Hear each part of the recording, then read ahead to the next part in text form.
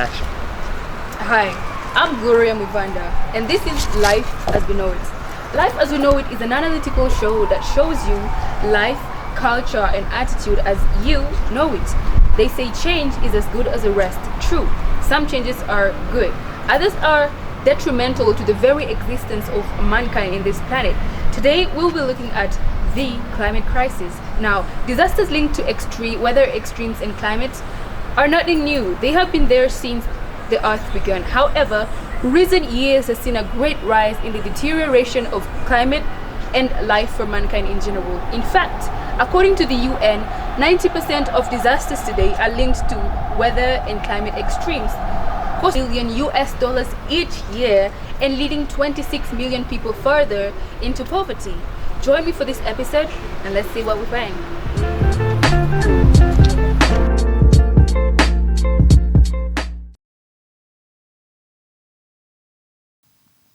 Hello and welcome back to Life as We Know It. As I said, we will be looking at the climate crisis. So to discuss this, I was joined in the studio by two awesome guests. I will not introduce them. I will let them introduce themselves. Here they are. Thank you so much. My name is Boniface Mwangi. I'm an agri entrepreneur. I'm the founder of Green and Grain Harvest Venture, and you'll be hearing more from me. Wonderful. Yes, hello, everybody. My name is Dazo Witch. I am also an entrepreneur and environmental advocate. Yes. Interesting. So get ready, get prepared to listen and know more about them. Anyway, so we are talking about the climate crisis, and Kenya has not been left behind by the massive climate crisis that has been going on throughout the world. And Kenya, being a third world country, is not a major contributor to this. However, it still has a great role to play in this. So that is what we will be discussing. So as we talk about life as we know it in relation to climate crisis, kindly tell me, how would you compare how life was when you were growing up and how it is now in relation to the climate crisis and the economy and agriculture? Oh, that's interesting because when I was growing up in the 80s, somewhere in rural Kenya, we had rains that were coming in almost at the very exact time when they were predicted. We had long rains coming in April, and we had short rains coming in October.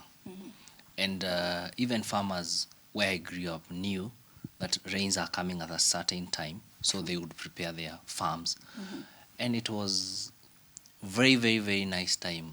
Even if you remember when we had the classic safari rally that used to happen around the long lanes of April, it used to happen because there were rains and it was a very good environment for doing what they were doing. But right now, as we are speaking, things have changed.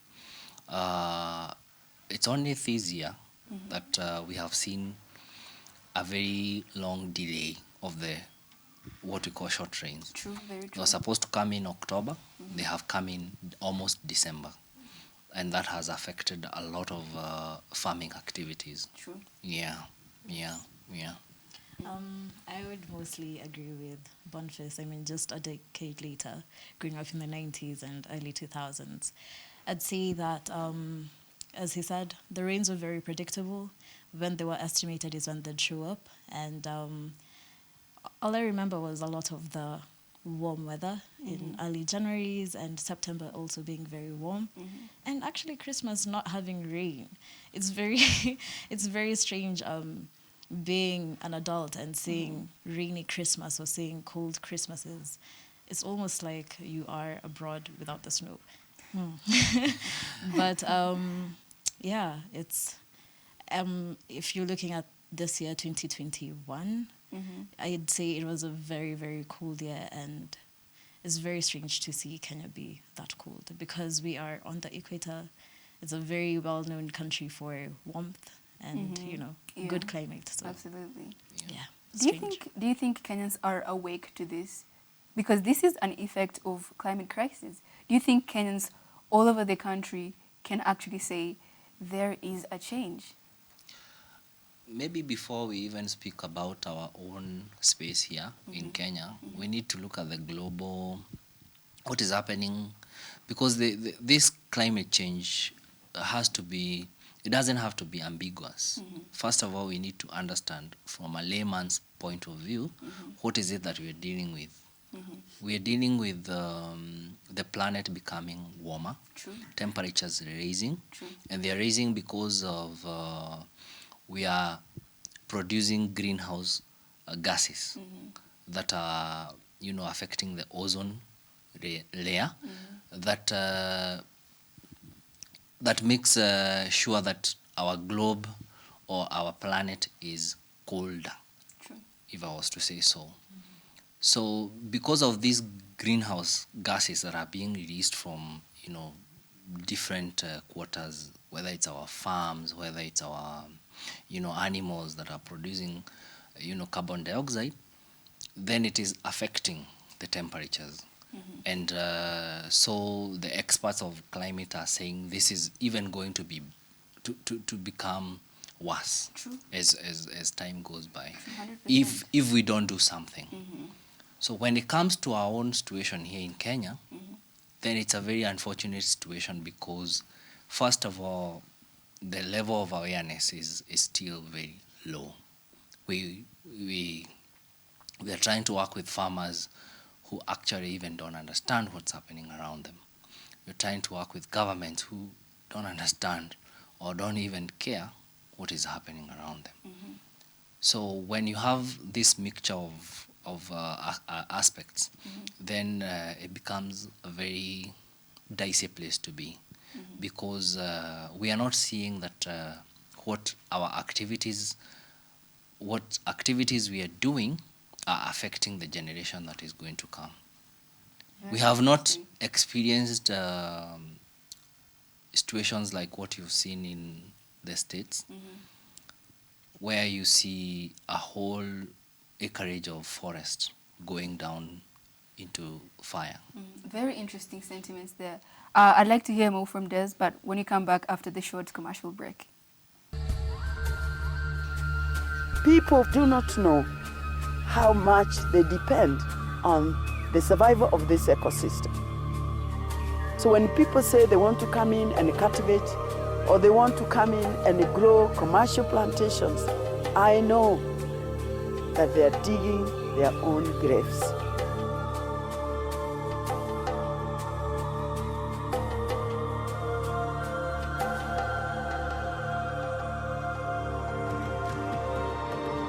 This ecosystem must remain as it is.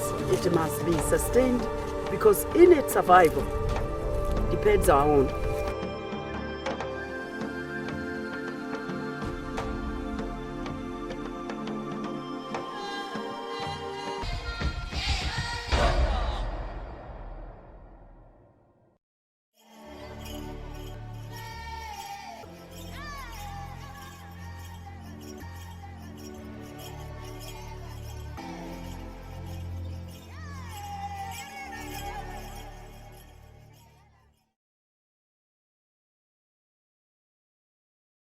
Welcome back to Life as We Know It. The theme is the climate crisis. So I will be reading some of the comments that you have been sending on social media. Sumaya says, very good topic and very well articulated. Thank you so much, Sumaya. And we have a Facebook post from Joanne, who lives in Upper Hill. She says, it's a good thing to shed light on such an issue. It's time for us as Kenyans to raise the appropriate awareness on climate change. I repeat, the climate crisis is not a government project, just as Boniface said. Now, another question for our guests. Like you said, I repeat again, the climate crisis is not a government project. Yeah. So what can you recommend for people to do? What would you say is the responsibility of the Mwananchi? Besides awareness and knowing, besides awareness and knowing and picking the garbage, what would you say is their responsibility towards aiding the problem that we face right now? Well, what needs to happen, like I said in the earlier discussion that we had, is that we have solutions, a lot of them. Every day there is a solution to what we are experiencing. Some of the solutions are as little as even just taking out your garbage and sorting it out. True. Because, like I said, I work with a lot of compositing, where I create my own fertilizer, manure, and all that.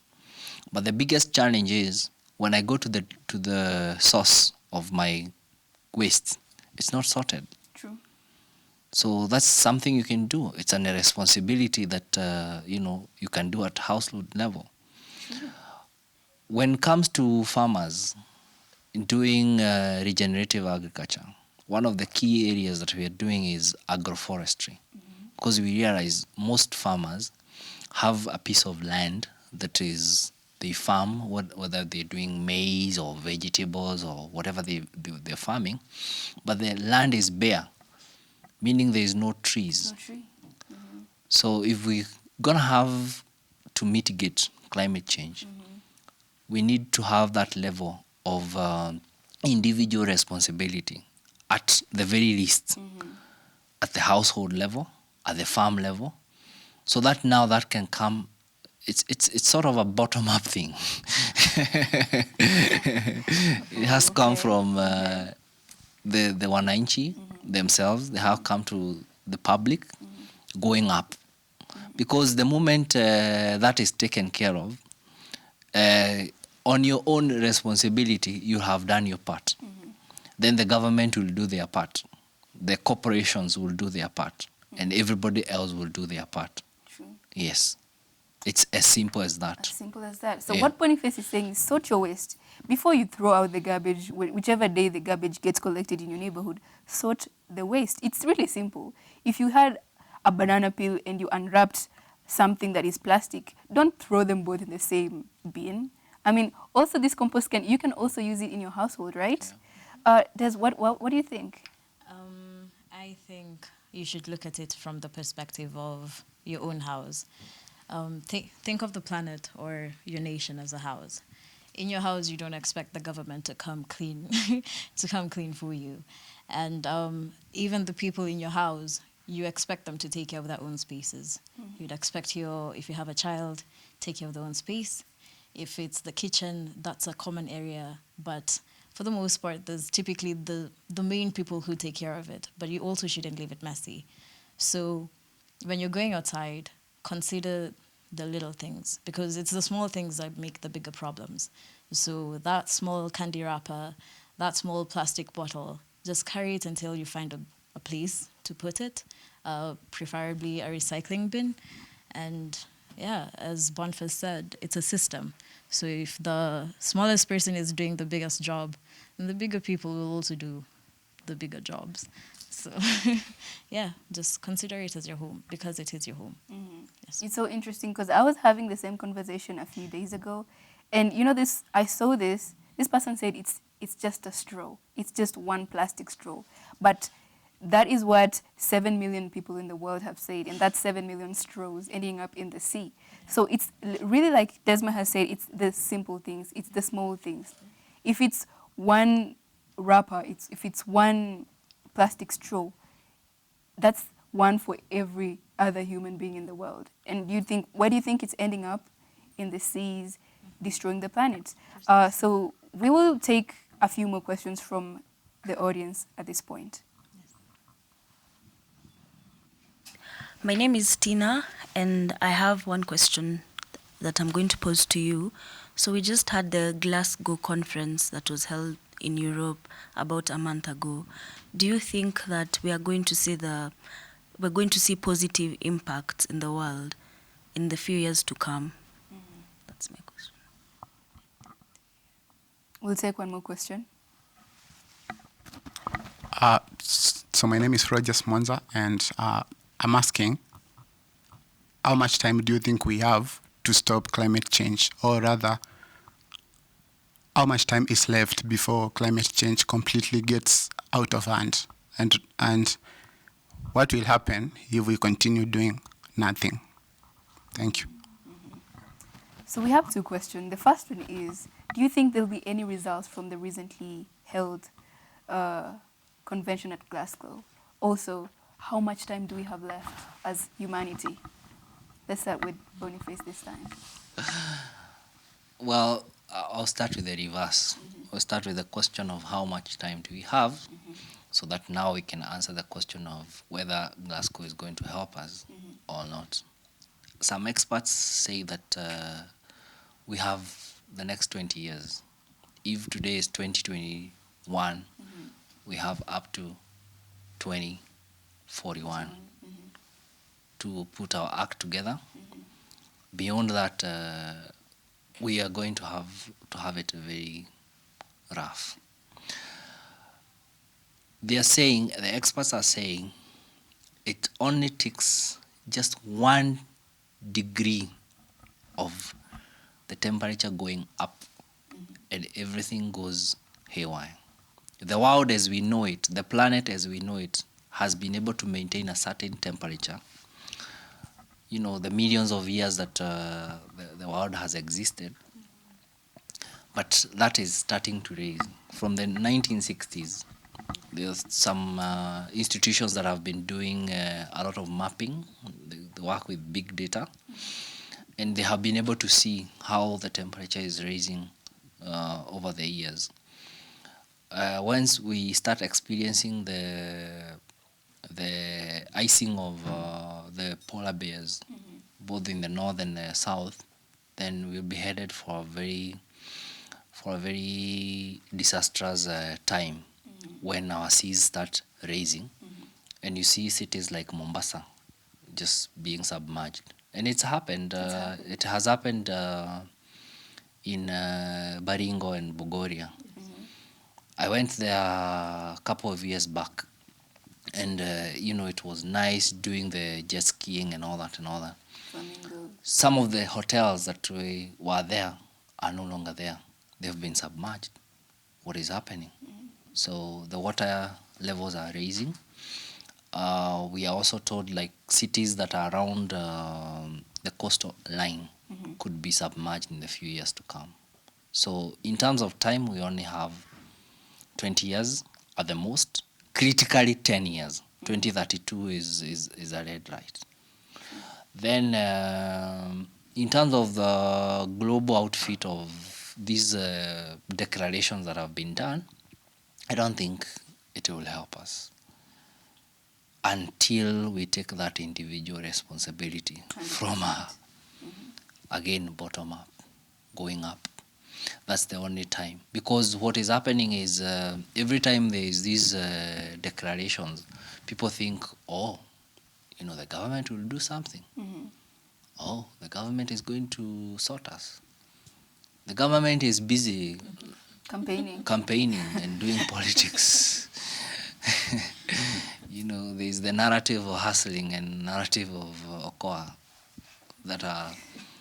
Imagine we are going to lose a whole year until we have a government in place in 2023 is when we are going now to wake up from this drunkenness of campaigns to now think, we had climate change things to And sort. the climate is not waiting for us to be like, we needed to fix our roads, bridges. We needed to sort out the pastoralists in the north who are experiencing drought and all that.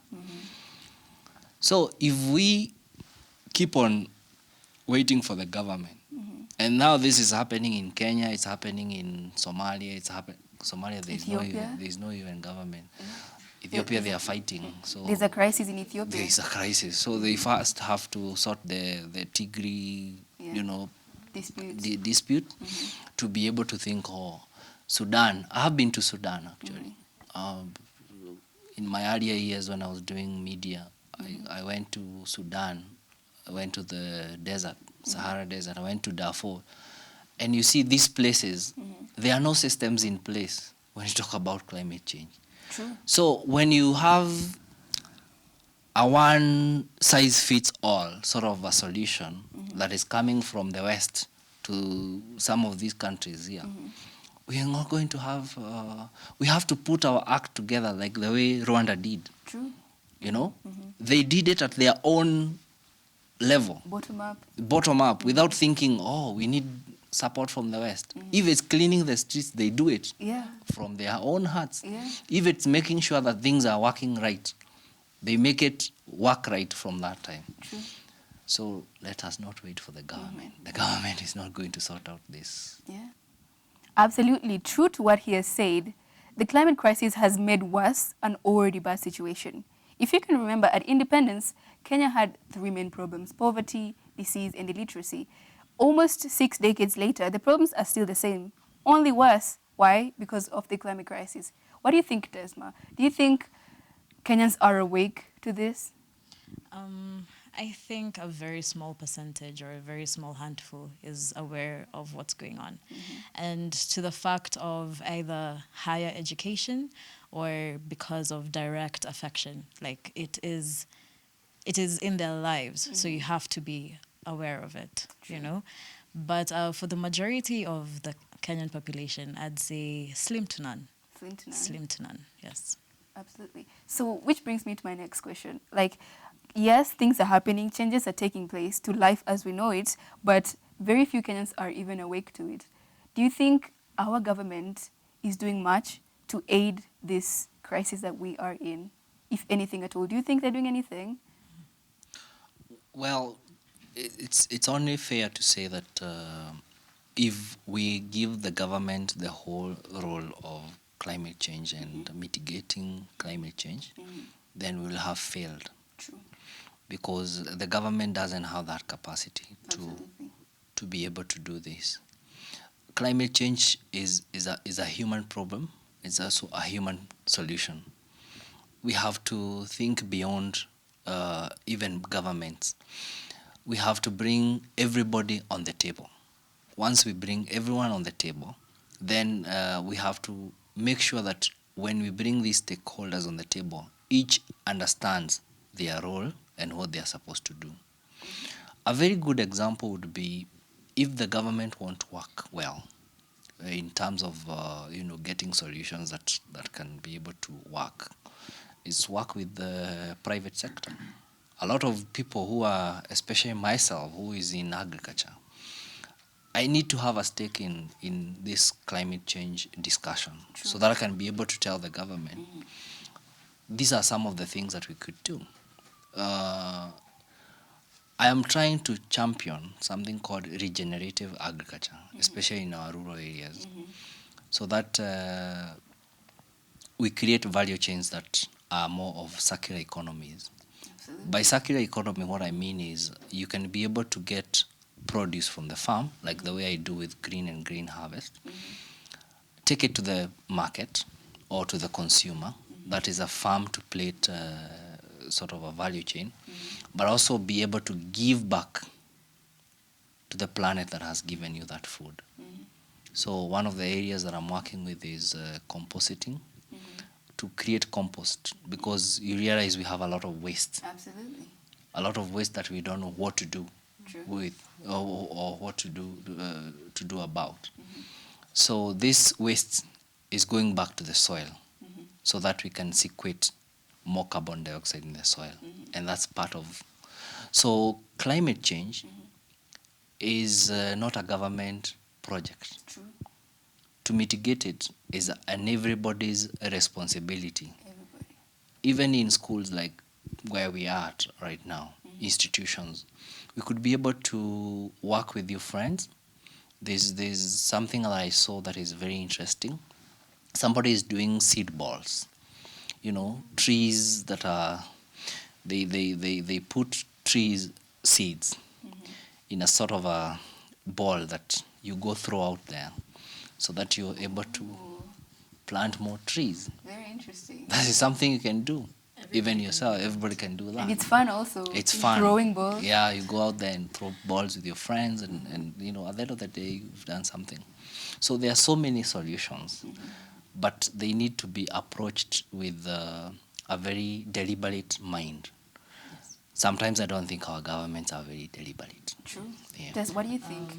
I very much so agree with Boniface. There's not one person or one entity that could be solely responsible for it, because they're not the only ones playing a part. Everybody plays a part. And I think the thing that the government could definitely do is put some incentive and initiative in people. And if you include the private sector, then that definitely becomes easier. And if you include the schools, it definitely becomes something worth attaining. Because one, I was telling this guys before we began that one of the things that really stuck with me about littering was it being taught to me in class 3. I do not know if the new curriculum teaches kids about conservation or protecting your land, but just understanding the effect of what something does, that in itself makes you want to do better. Because if you know better, you do better. So, yeah. Yeah, thank you so much. You have heard what they have said, you have heard what everyone has said, and the information is out there. All the information on the climate crisis, on the environment, on what we're talking about, this is just a tip of the iceberg on what is happening and what you can do.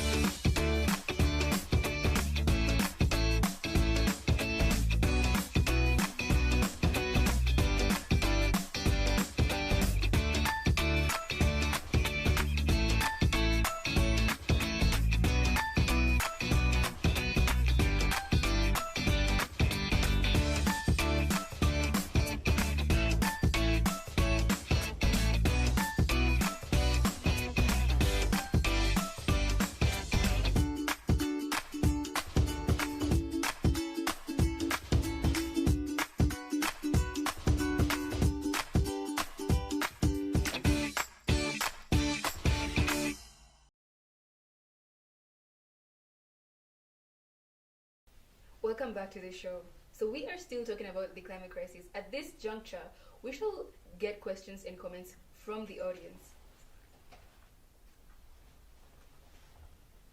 Hello to our esteemed guests. My name is Chelsea Lunahwa. I come from Western Kenya. So my question is, we recently observed in Mwingi a great tragedy where a whole bus collapsed inside a river that was swollen as it was trying to cross to the other side, yeah? And this river is said to have been swollen because of floods. So my question is, how can we as Kenyans be better prepared to handle some of the tragedies that could arise because of climate changes? Thank you. Very interesting question there. Is there anyone who would like to comment on that? You can go first. Ladies first. Yes, please. Sure. Thank you, Chelsea. First, I think I'd like to say, going back to the first question that you had asked about the government, I think this is where they take the biggest role in terms of protection and, providing better equipment and roads for people. Prevention is usually better than curing, and if we had better streams or better ways to protect the floodplains, and build roads outside of that and build bridges that are higher than that, then definitely it would have been less of a tragedy.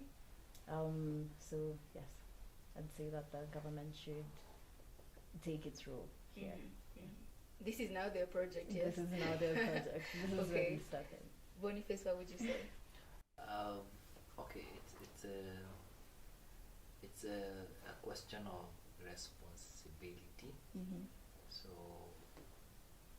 our governments need to be well aware that where we are heading, we have a lot of so-called climate disasters that are brought around by climate change. True. And so what they need to do is to mitigate some of these catastrophes, is to make sure that they are well prepared in advance for such eventualities. By preparing, I mean even taking action like having to understand data, how to work with data, because I know the river that is in question did not start flooding today.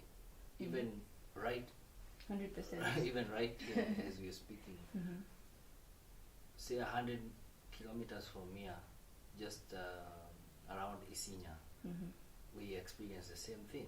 You know, there's rain in the Gong forest that is coming down to the lower plains, and you've had animals being carried, you have had people being carried. So it's just mitigating that. You have to work with data. The meteorological department knew that there will be some sort of heavy rains around that time. So what did the person in charge or the person charged with that responsibility do about the data that he had?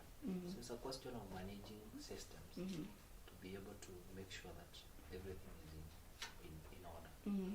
Because if you remember, what I told you is we have not experienced disasters like what you have seen out there. In Australia, Forest fires, Kuwait. the floods. We have not. So, God forbid if something like that was to come our way. Because it will mean more people dying. True. It will mean more destruction. But you see, in their countries, they have systems that have been put in place to make sure that there is disaster management, all that. True. Yeah. Interesting answers, you know, because I feel like in Kenya we always wait for things to happen before we can actually come up with solutions. But anyway, we'll get more questions from the audience. In the meantime, send your comments and answers to 255 and keep the conversation going on social media. The hashtag is life as we know it. One more question from the audience. Okay, good morning. I only got to raise a question of concern. So I'm Tony Mutunga from Seagates Foundation. Do you think there are any global cartels that are manipulating the climate change by use of dangerous chemicals that they release to the environment, and in that turn they use that opportunity to provide and sell resources to certain areas that have faced the crisis? A very good question. Very good question. I agree, because in the beginning I say that the problem that we're facing, that is climate crisis, has been the major contributors for these other first world countries. Yet the third world countries are paying the biggest price for this. But please answer the question, will you? Yeah, of course, in every crisis, there are opportunists. So even in this climate crisis, we have opportunists. We have cartels that will try to, manipulate the situation to their advantage. But over and again is the question of, do we have laws that can be able to mitigate, that can be able to make sure that these people are handed over to the authorities? There's a very interesting exhibition that is happening. I don't know if it's done at the Alliance. Somebody went out with a camera to Lake Victoria to see some of this destruction that has been happening. And you can see there companies releasing raw waste into the lake, not knowing that that lake is a livelihood of so many people. True. So many countries True. depend on that water. And also so many organisms and animals live inside that water. Yes. Thank you. Even the problem that we are having of fish coming from, instead of us producing our own fish, we are importing fish from China. It's but the same Made in the same- China. the same issues. Because the lake is not producing fish like the way it used to do. Somebody brought hyacinth, I don't know for what reason, and that has killed the lake. So some of these things you never know. They could be having maybe some benefit to a few people, but we need to work together. We need to work together, true. Yeah. Des, what do you think? I don't necessarily know about Cartels Mutunga, but what I could say is there are opportunists, as Boniface mentioned, and looking at it in a global perspective, I would say that there's definitely companies out there that know the effects that they have on exploiting resources in terms of fishing or just land use, and even oil spills. Now they've reduced, but overall this still affects the way the planet works, the way Mother Nature works. The cycle is not the same. Things have been disrupted, and I mean what's the word? They're taking advantage of it because, of course, you have to make money and you have to be on top. So it's for selfish and gluttonous reasons. But if there was enough and you had time to not only just exploit but also add into the environment, then I think that would be a safer way to do it. But nobody wants to do it the safe way, because the more the merrier, and the more you get, the better it is for you. But yeah, so if we consider the livelihood of these environments, the smallest organisms to the biggest ones, then I think it would do us good. True. Yeah. Anyway, thank you so much at home for joining us. Thank you to our live audience for being with us throughout the show and for the comments and the questions and everything. Thank you for being a part of the show, and thank you to our sponsors, Daystar University, for giving us the space and the platform and everything that we needed to make this show a success. And finally, thank you to our guests for being here. You are gems. I treasure you so much, and I hope to hear more from you. And you can, follow.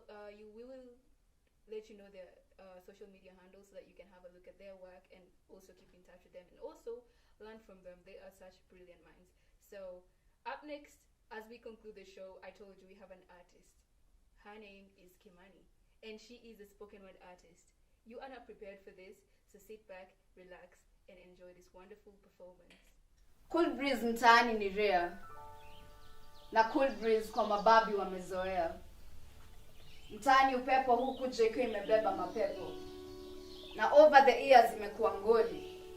Jube ya bidhaa imekuwa ikipanda, na siwe menyewe tumesahau kupanda miti. Blue economy imedisappear in the blues, green economy imedisappear in the bush. Tumesimama kwa wale tunafaa kusimamia. I stand for the world I stand on. I'll give you a plus if you don't drop that plastic. My love language is not red, it's green. Kijani kibichi. And when you take care of me, nakuwa greener. Nataka tusitupe takataka. Nataka tusitupe kwenye taka. Nataka miti tusikate, nataka urayure. Memere. Global warming lega tuhade. Miti tuhade. Na greener pastures tupate. I go by the name, the key to the money, Wangoji Mani.